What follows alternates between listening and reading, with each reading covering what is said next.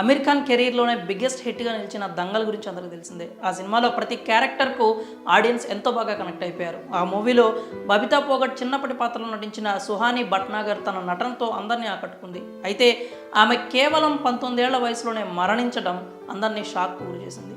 సుహాని భట్నాగర్ మృతి పట్ల బాలీవుడ్ దిగ్భ్రాంతి వ్యక్తం చేసింది. అమీర్ ఖాన్ కూడా సుహాని మృతి పట్ల ఎమోషనల్ అయ్యాడు. నువ్వు ఎప్పటికీ మా హృదయాల్లో ఒక స్టార్లా నిలిచిపోతావంటూ భావోద్వేగానికి లోనయ్యాడు.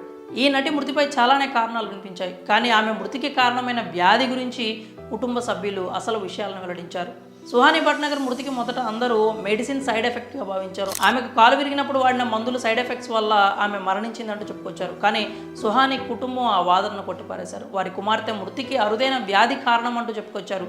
అరుదైన ఇన్ఫ్లమేటరీ వ్యాధితో పోరాడుతూ సుహాని భట్నాగర్ మృతి చెందిన విషయాన్ని తెలియజేశారు. కండరాల బలహీనతకు కారణమయ్యే ఇన్ఫ్లమేటరీ వ్యాధిగా చెప్పే డెర్మటోమయోసైటిస్ వ్యాధితో పోరాడుతూ సుహాని తుదిశ్వాస విడిచింది అంటూ వెల్లడించారు.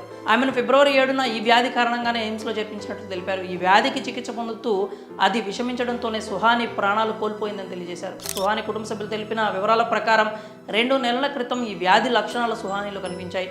ఒంటిపై ఎర్రటి మచ్చలు రావడంతో ఎన్నో ఆసుపత్రులకు తిప్పారు, కానీ ఎవ్వరూ ఈ వ్యాధి ఏంటి అనేది నిర్ధారణ చేయలేకపోయారు. ఇటీవల ఆమె ఆరోగ్యం మరింత క్షీణించడంతో ఎయిమ్స్లో చేర్పించారు. కేవలం 10 రోజుల క్రితమే సుహానికి ఈ ఇన్ఫ్లమేటరీ డెర్మటోమయోసైటిస్ వ్యాధి నిర్ధారణ జరిగింది. ఆమె ఆరోగ్యంలో ఎలాంటి పురోగతి లేకపోగా మరింత క్షీణించింది. ఇన్ఫెక్షన్ మరింత ఎక్కువై ద్రవాలు ఊపిరితిత్తుల్లోకి చేరుకుని లంగ్స్ కూడా దెబ్బతిన్నాయి. వైద్యులు ఆమెను వెంటిలేటర్పై ఉంచి చికిత్స అందించారు, కానీ ఎలాంటి ఫలితం లేకుండా పోయిందంటూ సుహాని తండ్రి ఆవేదన వ్యక్తం చేశారు. ఈ అరుదైన వ్యాధితో పోరాడుతున్న వాళ్ళు ప్రపంచవ్యాప్తంగా కేవలం 5 నుంచి 6 మాత్రమే ఉన్నారంటూ ఆయన తెలిపారు. ప్రస్తుతం అందరూ అసలు ఈ డెర్మటోమయోసైటిస్ అంటే ఏంటి అంటూ తెలుసుకోవడం ప్రారంభించారు.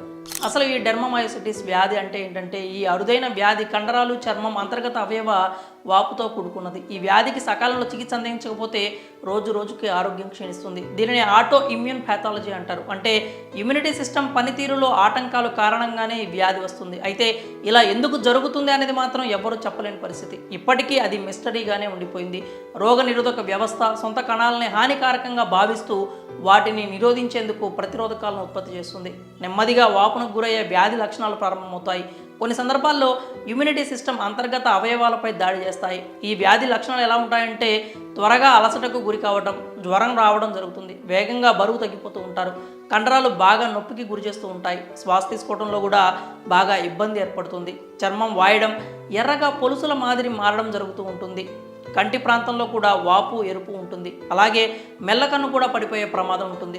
దీనికి సంబంధించిన చికిత్స విషయానికి వస్తే దీనికి క్యూర్ అంటూ ఏమీ ఉండదు. కార్టిసోన్ వంటి మందులు వాడాల్సి ఉంటుంది. కండరాలకు సంబంధించి ఫిజియోథెరపీ చేస్తూ ఉంటే వ్యాధి అదుపులో ఉండే ఆస్కారం ఉంటుంది. నటి సుహాని భట్నాగర్ మృతికి కారణమైన ఈ అరుదైన వ్యాధిపై మీ అభిప్రాయాలని కామెంట్స్ రూపంలో తెలియజేయండి.